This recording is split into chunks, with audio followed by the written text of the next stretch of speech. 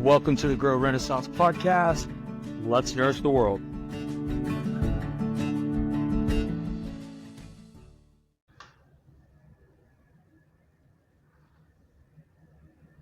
All right, welcome back to Pasture Prime Time with Neil, the show where we dig into the roots of regenerative agriculture and the people reimagining the future of food. I'm your host, Neil, and today we're getting into the real heart of nourishment, not just what's on your plate, but how it's got there and who made sure it's worthy of your body, your family, and your future. Joining me today is a special guest, Greg German from Canada, founder of Lifecraft. Greg started Lifecraft with a clear vision that nutrient-dense, toxin-free, and ancestrally aligned foods aren't a luxury, they're a necessity. His work is all about helping producers return to uncompromised natural methods and then supporting them in bringing truly clean, transparent foods to the people who need them the most. So let's dive in. Greg, thanks for being here. I'd love to hear a little bit more about how you got going with Lifecraft and what is continuing to drive this progression to spread yourself and visibility nationwide and also throughout North America. Yeah, thanks, Neil. I'm grateful to be here. So, Lifecraft is a really unique healthcare clinic, and I started in the Western medical system. I did medicine here in Canada, and my plan was to go into psychiatry.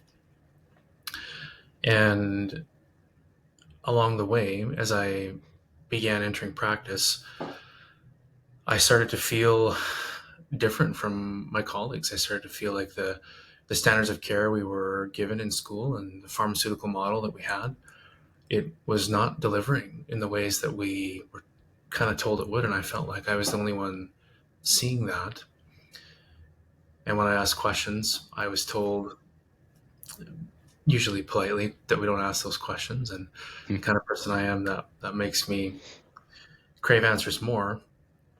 And so I went through a really unique period of identity loss, because my whole life, from when I was 4 years old with my Fisher-Price stethoscope, I was going to be this doc, and everybody, all my family, cousins, aunts, uncles, everyone knew I was going to be this doc, and everything I did was foreign through that identity.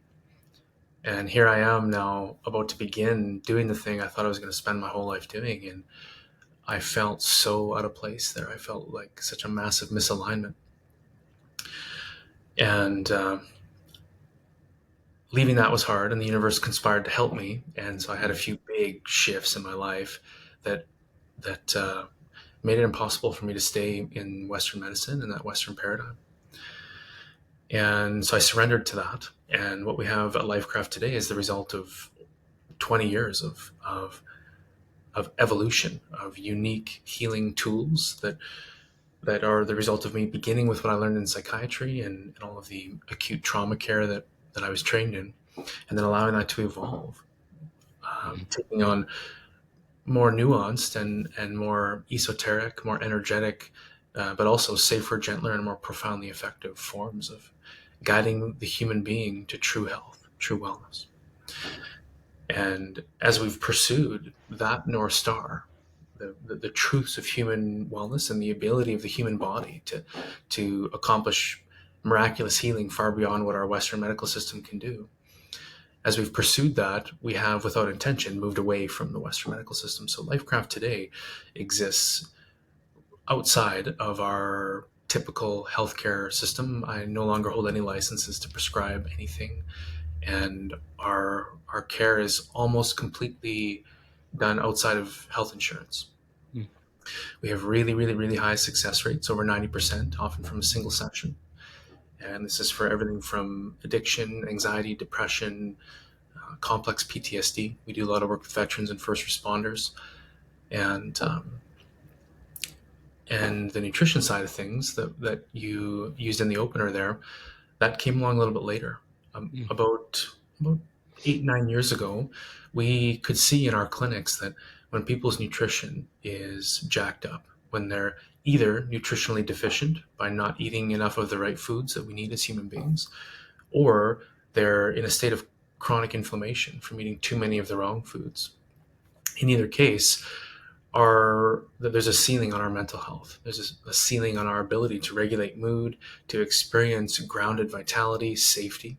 We know that our neuroendoimmunomodulation gets all twisted, and it becomes a complex soup trying to bring people into balance if nutrition is misaligned. And so our interest in nutrition and our belief in the foundational importance of nutrition led us down rabbit holes. And just as I had gone through a disenchantment with the paradigms of Western medicine and the biomedical approach to health, I similarly went through a disenchantment with our Western nutritional paradigms and started to believe that the Canada Food Guide was really a monorail to chronic disease. And as I discovered that, I saw so many of our patients who were eating the things their doctors, their nutritionists were telling them to eat. They were compliant, they were leaning in, they were spending good money on organic foods that were not in service of their health at all. And and so we founded NutritionCraft to, number one, bring base foundational truths to people about the human body and human nutrition. We're not dogmatic. We don't say you shall and you shan't. We simply want people to understand that, a kale smoothie or a mega load of spinach, it does contain some nutrition that the human body needs, but it's not in the most bioavailable forms. And it comes with a price. Mm-hmm.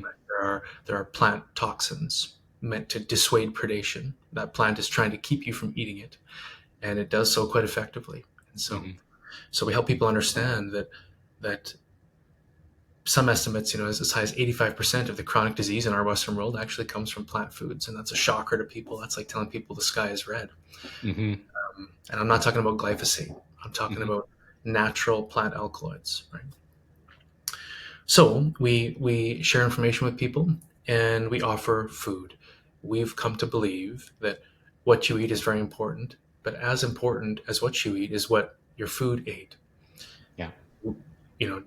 Down this path of moving from a Western mindset to a more esoteric mindset, we've come to a belief that the energy, the vibration of a food is really important. How your body incorporates that nutrition, that chemistry, the impact it has on your body, your health, is something that is impacted by the vibration of the food, the energy of the food. So we began working with local farmers. We're here in central Alberta, just outside of Calgary. So we're right in ranch land. We have some of the most beautiful ranches and some of the highest quality animal foods being produced right here. And so we started working with local ranchers and producers who were willing to go on this journey with us to explore how we could produce the highest vibration and highest nutrient quality foods available to us. And it's been a beautiful journey. We now work with 17 farms across Alberta and BC. Amazing. And NutritionCraft has become a central hub that supports farmers in getting away from the things that we all learned in agriculture school and that we've learned from our parents and their parents, things like vaccines and other medications, even antiparasitics that appear to be so important.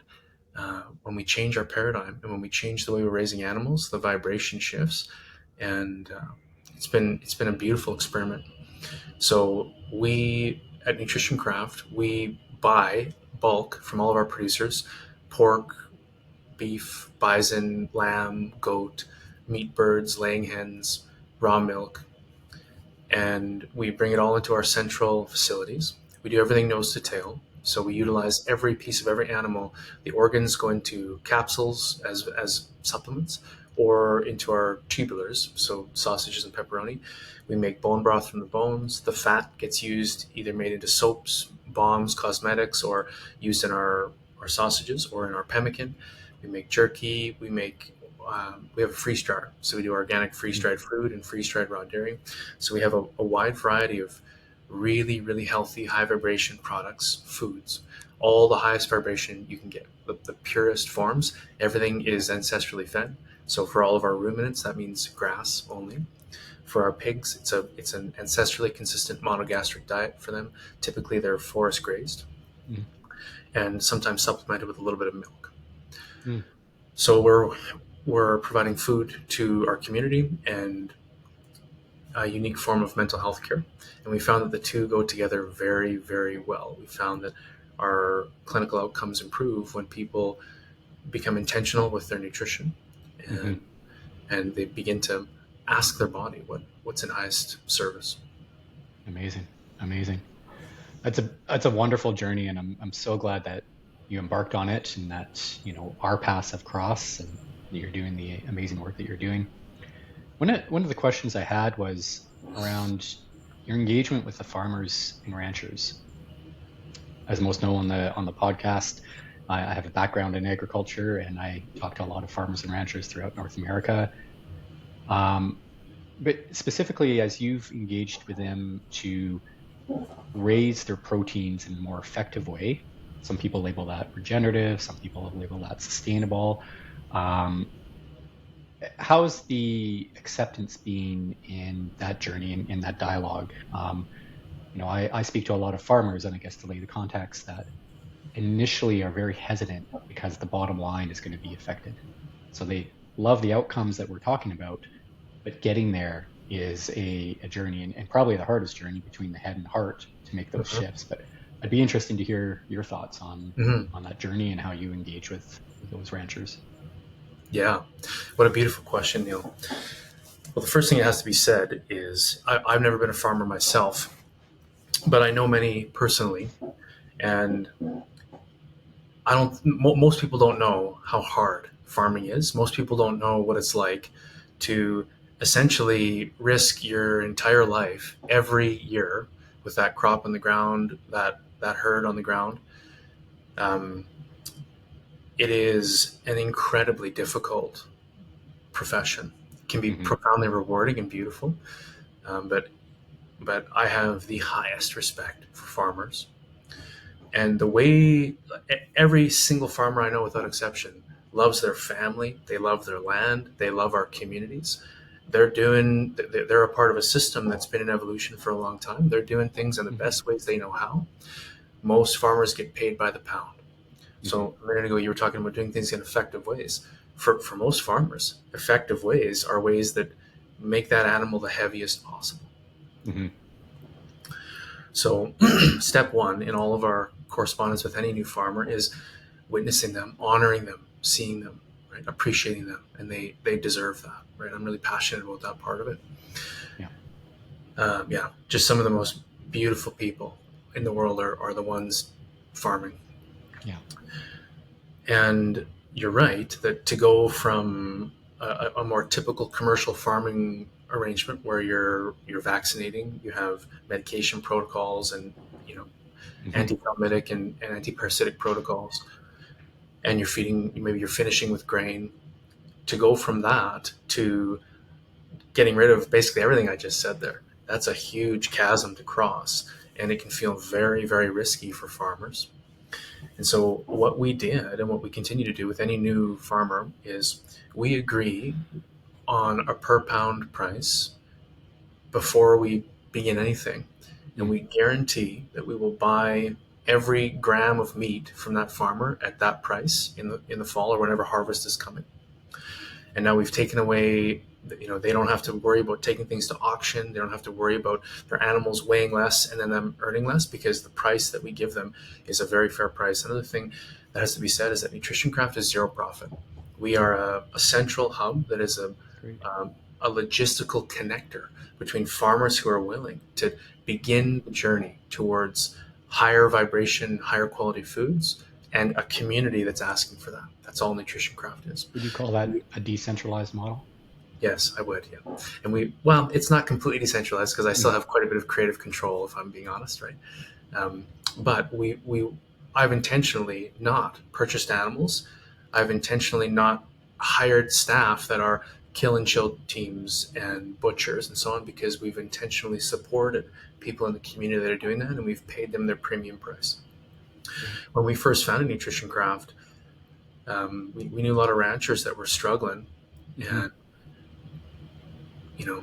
if you weren't a tinfoil hat, you would say that the government was trying to squeeze them out. There were incentives for imported meat that was undercutting these folks, and then if they finally raised the white flag, the government would buy their land, and it would become part of a centralized production model, right? Yeah. And we didn't like that very much at all. Yeah. So we've wanted small farmers, even if you've only got 10 cows on the ground, one or two breeding pairs and a few animals. We're here to support you, and we're going to make it real easy for you. So we number one, we honor the farmers. Number two, we make the bridge as easy as possible, and we help them see all the way through to a price at the end that they can get behind. And then we work with them. This is we're not purists here. It's not our way or the highway.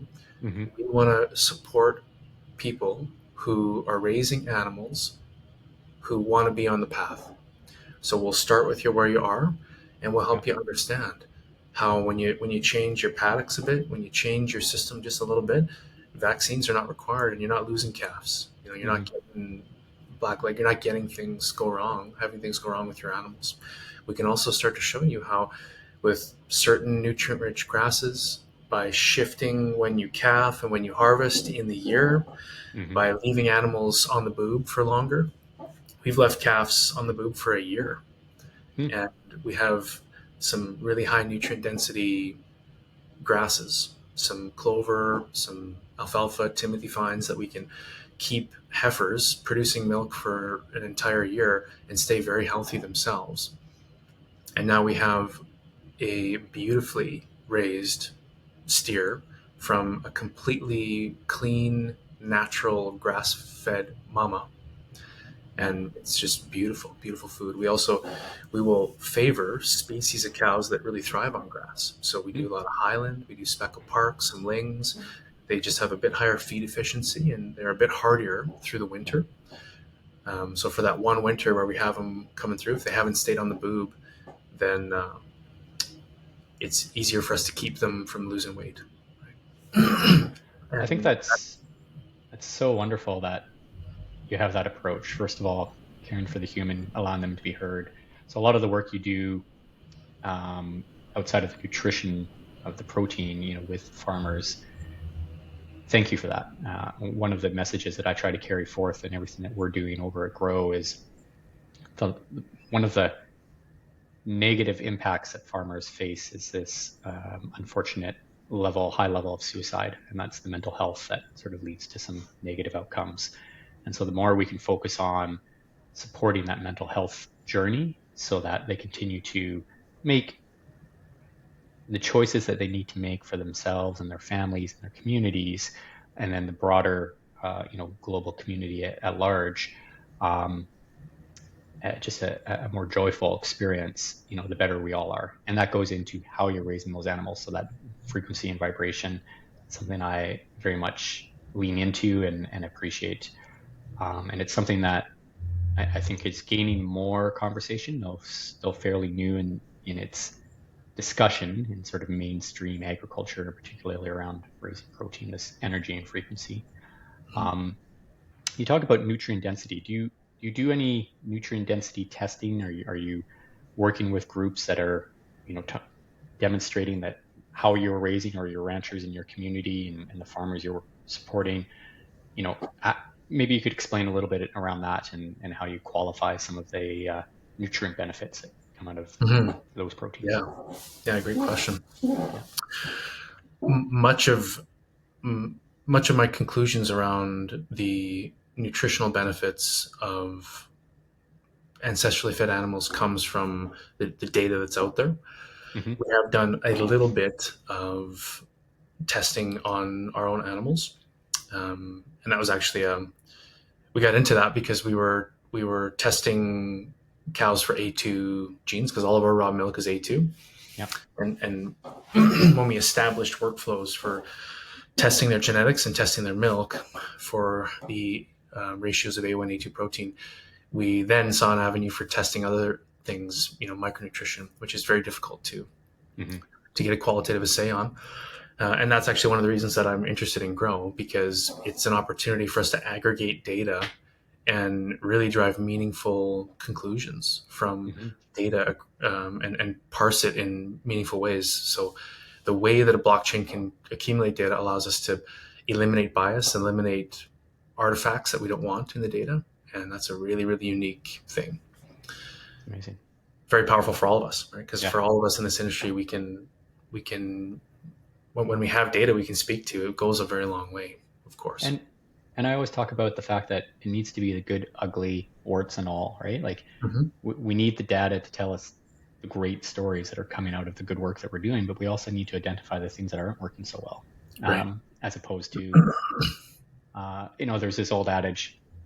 I remember reading a book. I forget who it was by, but he started the book in this narrative, saying that he was going to school and, this chart had the mean average and it had the below the line identifiers and above the line. And he said, we just scrub that data and we just stick with the mean average.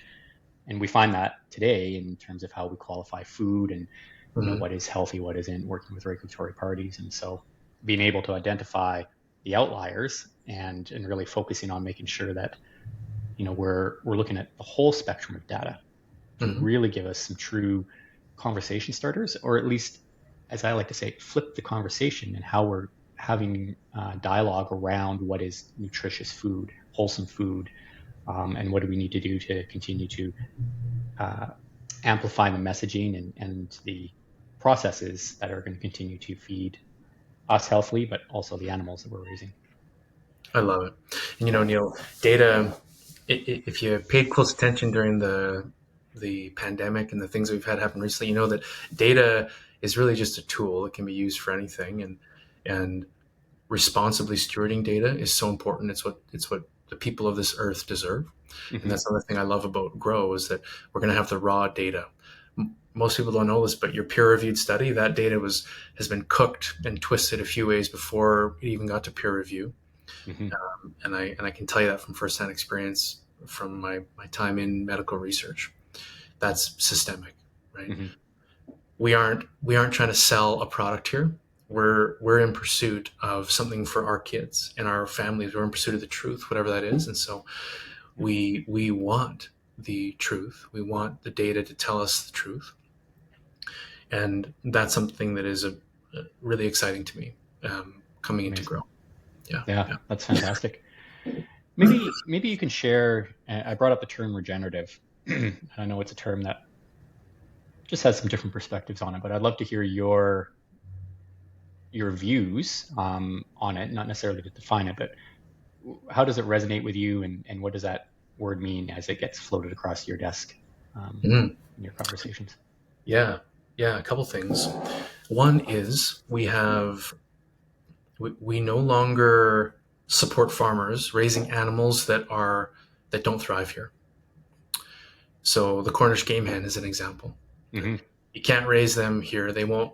You can't do what people are doing with those things here unless you're pumping them full of grain and giving them unnatural stuff. And Yeah. they're already a pretty scientific beast, right? They're not a very natural creature. Mm-hmm. So we're more into wild birds, animals that will thrive here.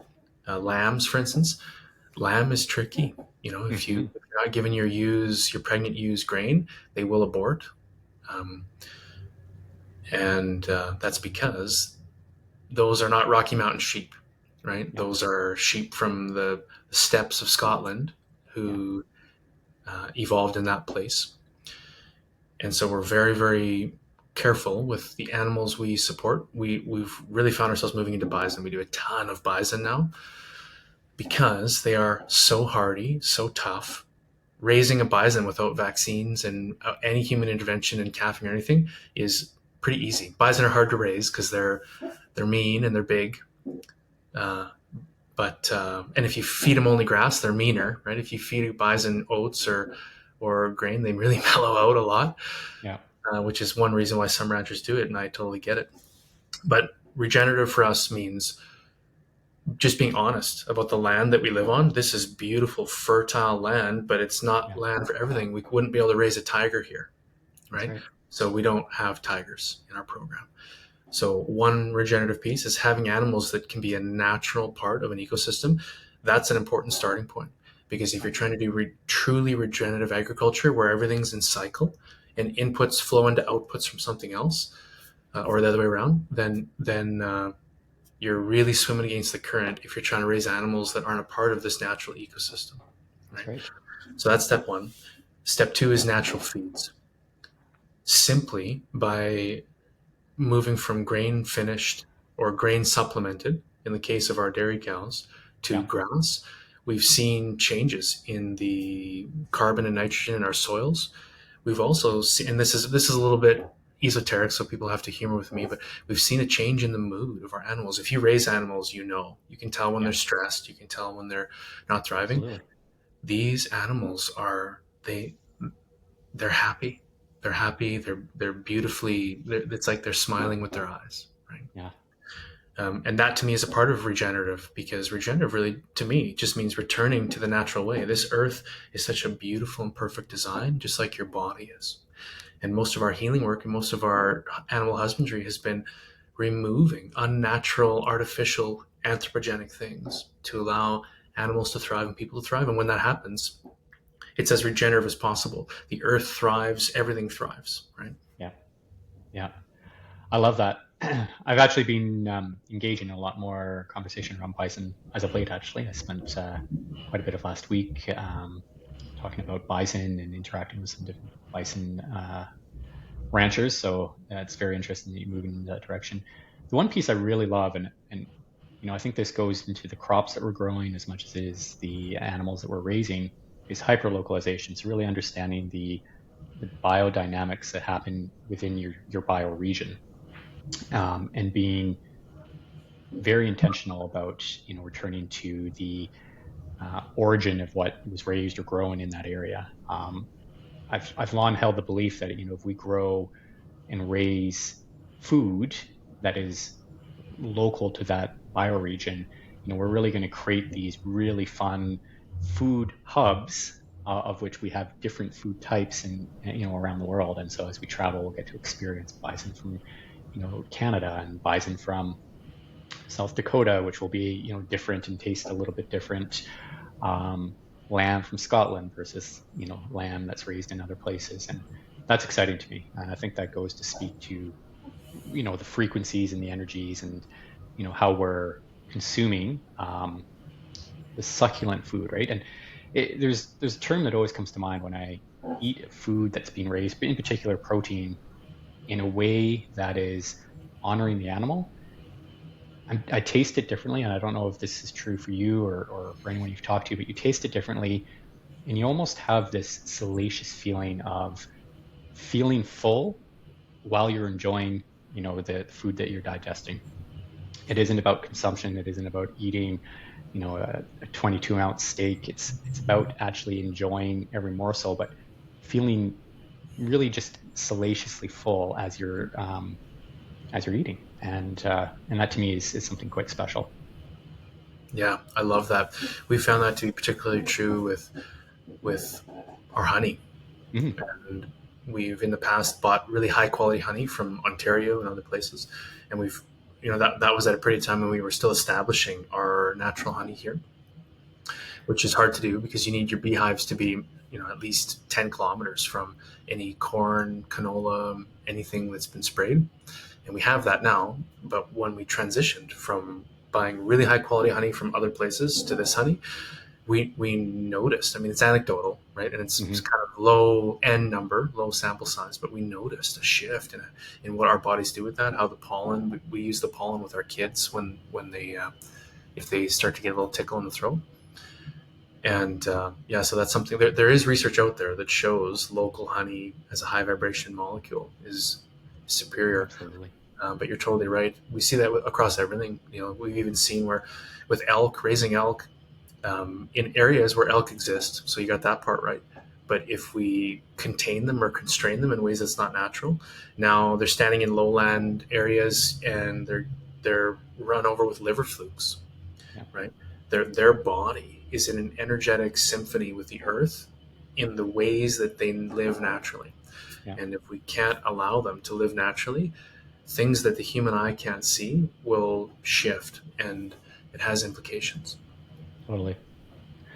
Did you know that bees were the very first producers of hydrogen peroxide? No, I didn't know that. Yeah. So the honey was used by the natives, sort of globally, and they put it on wounds. And what actually happens is there's a term, I forget, but the honey reacts with the blood, and it actually creates a hydrogen peroxide outcome that helps heal wounds, and so that's why iron Interesting. is I didn't know utilized. that. Yeah. Very cool. One of the interesting things that continues to arise is this conversation around having too many ruminants that's impacting our climate. And I'd love for you to comment on that a little bit, and I'll share some thoughts on that from my end. But just I'd love your insight on that first. Sure. Yeah, that's something that I like when I was in medicine, when I was in school, because I was a conscientious person. Like, I care about our earth and I love animals. I was a vegan for a while, right? Because that's what we're taught in med school. We're taught like this plant-based diet is the way. It's better for your heart. It's better for everything. And if you really unpack that, you very quickly come to realize that is hocus pocus. So the punchline is that the idea that ruminants have a negative impact on the climate or global warming is 100% completely ridiculous. Mm-hmm. And there are very well articulated books, podcasts, people who work for governmental agencies who are saying this is not true, right? And I mean, a good case in point, the bison, right? There were like 60 million bison in North America, right? And if we look at our historical record of CO2 over the last 250,000 years, we do not see an increase in CO2. And by the way, we probably shouldn't even go there, but I'm not convinced that CO2 and global warming are correlated in the ways that people think, and that causation is being properly implied there. Mm-hmm. I'm not convinced of an anthropogenic impact. And I was at one time because I was hearing the noise, right? But when you really look at things properly and then you follow the money, So number one, the climate change stuff is very gray, wishy-washy already, but the idea that ruminants are driving climate change is completely outrageous. And that's because they're a part of a natural cycle. Yes, cows produce some methane, and yes, cows produce CO2. And those two things are clumped into this idea of greenhouse gases. But the things coming out of a cow, they're not just floating up into the universe. The grass that the cow eats is taking in that CO2, taking in this cycle, right? In fact, that's where that methane, those methanogens and the CO2 that are coming out of the cow, they were formerly fixed in the grass that the cow ate. Right? That's right. And it's a cycle. So the percentage of those things that go up into the atmosphere in Canada is zero. We have far more plants and CO2 consuming organisms than we have CO2 producing organisms, right? So the ruminants in Canada are not putting a single atom of CO2 into the troposphere, first of all. And second of all, the things that human beings are doing in our energy production across the world are like, if you were going to triage, and if you really cared about CO2, you wouldn't be looking at cows for 100 years, right? Yeah, I fully agree with you. I've long held the stance that ruminants in general, cattle in particular, are, if you're going to equate it to anything, we're carbon negative, carbon neutral, and then it just doesn't have an effect because it's a cycle, right? Plants respire CO2, they photosynthesize. Proteins that we're raising, in this case cattle in a large case, they're eating it, it's going through the rumen, and you need to understand what a rumen is in terms of that digestion, and it really is a narrative that I think we need to change, and we need to start to get vocal about it on how that's impacting. There was a good book that was written in the 1980s, Buffalo Commons. I'm not sure if you've read it, but it posits the idea that we're talking about today, so it's taking us, a few decades to get to this spot where we can actually start to say this with some vigor, that, the ruminants that we have aren't enough to actually help regenerate the systems, the ecological systems that we've broken. And that there's certainly a narrative out there that's driving the wrong messaging in terms of CO2 and carbon dioxide, and they're not equal. What's happening in the fossil fuel world and energy generation, it has no correlation. It's apples and oranges to anything that is happening in the lands or from the ruminants in terms of a release or a cycle that is being criticized. Yeah. And so there's a lot of research that needs to go into that. I think, as much as we try to monetize some of the efforts in this carbon market, I'll just classify it as that, it's got the wrong impact. We're incentivizing the wrong things. We're not actually making the changes we need at the ground level. And that's why I'm so excited about what we're doing at Grow, and the work that you're doing is that we can use this data without it being cooked or tampered with, and we can actually identify the things that we need to focus on, that are going to drive good, wholesome food, welfare and well-being of the proteins that we're raising, restoring natural landscapes, rangelands, grasses that should be there, and regenerating soils. And at the end of the day, that's what our focus should be on, and we should be harnessing this decentralized mindset so that the commons, i.e., the humans, that we're helping fund these commons, we have a better understanding of these systems that we're integrating into, and that really is a mindset change. It's not the systems integrating into how we want to live; it's us reintegrating back into these ecological systems that are going to work with us, as opposed to us pushing them into directions that we should never have taken them. And so learning, right? I don't like to point fingers to say people had bad intentions. I think we came out of the world wars and the life shifted drastically. Like, I understand why centralization came along, but now we've hit this tipping point and we need to reset and rebalance. And that is getting back to a more decentralized or self-sovereign way of buying, interacting, and eating, so that we understand that food is health, and that really means the ecological systems that surround us or contain us. I love it. Yep. Yeah. Well, yeah. I really appreciate you giving me your thoughts around that. Maybe you could share with everyone about what's happening with Grow. You've mentioned you're looking to join our ecosystem. So those of you that are listening that are part of the Grow ecosystem, exciting times as Lifecraft is joining our ecosystem. So I'd love to hear your thoughts, and we can talk a little bit about the Nourishment too, and how that's going to come into play there. Yeah, I love it. And actually, if I can, Neil, yeah, I want to really quickly touch on something you said earlier, and it was talking about mental health in farmers, because it's such a high stress thing, and the incidence of suicide we see there. And if there are any farmers listening to this, or if you have family members who are farmers, I would love to support them, whether that's helping them evolve what they're doing so they don't feel like they're on a treadmill all the time with huge dollars in the scope but narrow margins. Mm-hmm. We can help you. And whether you want to make any changes to what you're doing or not, if you're struggling, then we can help you. As a farmer, you are living a beautiful, ancestrally consistent life. You're working hard, sure, but you're connected to the earth, you're connected to animals. We can support you in connecting, grounding into those natural rhythms. We can support you in coming into a deep sense of safety and enoughness in your life. We can connect your unconscious mind to the profound meaning and fulfillment of you feeding thousands and thousands of people, of you providing essential nourishment to our land. And we can do all of that in a single session. We can reorient your nervous system so you get to show up, work hard, feel more fulfilled. The harder you work, feel grounded, rooted, fulfilled in what you're doing, and abundance flows.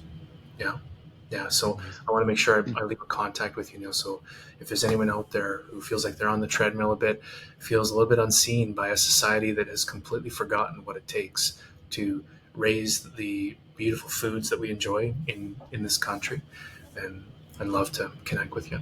Yeah. Amazing. And the links will be posted at the bottom here to connect with Greg, in all the different social platforms as you're listening or watching this podcast here. So really appreciate that, Greg. Thanks for that. You betcha. The first step is just a free chat with me. So I'll make that available to people, and I'll share more about what this work really involves and what that can mean for you. And we can do it over Zoom. So it doesn't matter where you are in the world. If you speak English, then we can do it. Yeah. Fantastic. Yeah. Okay. So what am I excited about with Grow and what's going on with Lifecraft, NutritionCraft? Yeah, that was the question, was it? It was. Yeah. Yep. Yeah. Yes. So NutritionCraft has partnered with a company called Naked, formerly Naked Organs. And so all of our really high vibration foods and products are going to be going through Naked. So we're going to have Naked meat, and we've got a good sense of humor over there. So all of our sausages and pepperonis are probably going to be like Naked meat tubes, and we got Naked dairy. We got all of our capsules, right? So we got bison organ capsules, beef organ capsules, blood capsules for iron. All the products that we have are going to be through Naked. NutritionCraft is evolving to be a mobile farmers market. So we have invited any producers in the world who can get their products to us to come onto our mobile market. The only stipulation is your products have to be pure. No chemicals, no artificial stuff. They have to be the most natural form and a truly nourishing form of whatever that is. Soap, eggs, meat birds, whatever it is, pork. You can come into our market. So we build you into the NutritionCraft website, and we run all the logistics. We do deliveries across almost all of Alberta.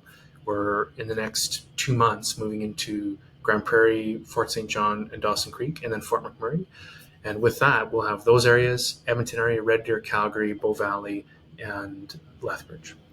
So over 90% of the population of Alberta. And we have tons and tons of beautiful high vibration foods. It's a subscription model. The money goes to the producers. We are a zero profit hub, and we deliver this to your door. So it's kind of like going to the farmer's market. I like this booth. I like that booth. I want some of this. I want some of that. You get to custom build your box, but it's all on the website. And now you make a single purchase from a single cart, and it shows up on the next delivery day at your door. Mm-hmm. So that's what we're evolving into. And of course, there's so much to play with here in Grow. The blockchain model, our ability to build information products and courses, our ability to support people who have supported us with incentives is really a beautiful thing. And, Neil, it won't be lost on anybody who's been following you guys and understands what you're really trying to do here with this decentralized system. But come be a part of Grow and find this extra abundance all over, and then you'll really understand what's been taken from you. You'll understand what the matrix and, in my belief, the globalists have been siphoning off from us, right? Because we've been playing on their monopoly board, and the amount they've been siphoning has been increasing, and we're at a point where, 100% of what we're producing, a full 100% factor is being taken from us. So I'm excited about Grow because we are hardworking, honest people, and the more I have, the more the community receives, right? Yeah. The more I have, the more we can hold space for, we can build, and so Grow is very much in alignment with what we're trying to do. That's amazing. I'm really, really excited about the welcoming you to the community, being able to access some of those high frequency foods right here in Canada. Grow is working globally. I'm a Canadian-based individual, and so it's really exciting when individuals in my own backyard start to see what we're doing over at Grow here, and taking a look at the ecosystem. So stay tuned for that. For those of you that are on the Nourishmart, Naked, will it be named Naked, or is it going to be Lifecraft / Naked? It'll be Naked, yeah. Okay. So that is going to be up and coming here probably by June. You'll be able to see that on the Nourishmart. Yep. So Owen, for those of you that are listening that know our Nourishmart manager, Owen, he'll be setting up that portal and working alongside Greg and team to get that launched here. So really exciting things coming. At this point, Greg, we're nearing the end of the podcast here. And I'd just love to open up the floor. I know you've put a call to action out there and an acknowledgement to farmers that potentially are looking to have a conversation about what's happening in their lives. Is there anything else that you'd like to share, something happening in your community, anything that's on your mind or heart that you would love to share with our audience?